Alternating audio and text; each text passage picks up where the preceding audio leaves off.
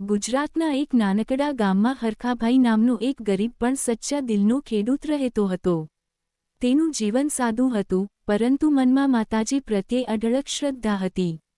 દર સવાર તે ખેતરમાં જવા પહેલાં વિહત માતાજીનું નામ લેતો અને બોલતો, હે માતાજી, આજે પણ તમારું આશીર્વાદ રાખજો. ગામમાં વર્ષોથી દુષ્કાળ પડતો હતો. ખેતરો સુકાઈ ગયા, લોકો દુઃખી હતા. હરખાભાઈ પાસે પણ ખાવા પૂરતું અનાજ નહોતું, છતાં તે ક્યારેય માતાજી ઉપરથી વિશ્વાસ તૂટવા દીધો નહીં. એક દિવસ ગામના બહાર આવેલા જૂના વટવૃક્ષ નીચે હરખાભાઈ બેઠો હતો. આંખોમાં આંસુ હતા અને મનમાં પ્રાર્થના.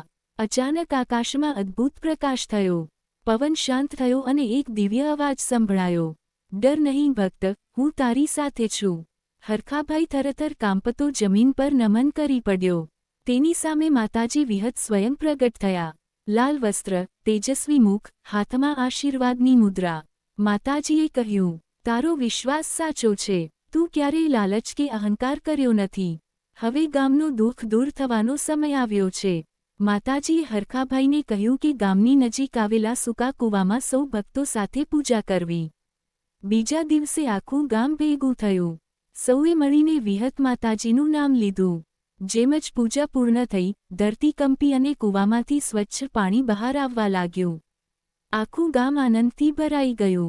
લોકોના આંખોમાં ખુશીના આંસુ હતા. તે દિવસથી ગામમાં ફરીથી હરિયાળી આવી. ખેતરો લહેરાવા લાગ્યા, ઘરોમાં સુખ શાંતિ વસવા લાગી. હરખાભાઈને સૌ માન આપવા લાગ્યા, પરંતુ તે હંમેશા કહેતો, આ બધું માતાજીની કૃપા છે, હું તો માત્ર ભક્ત છું. માતાજીની મહિમા ચારે તરફ ફેલાઈ.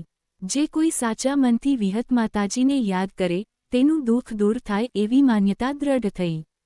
વાર્તાનો સંદેશ: વિશ્વાસ, શ્રદ્ધા અને સચ્ચાઈથી કરેલી પ્રાર્થનાનું ફળ જરૂર મળે છે. વિહત માતાજી હંમેશા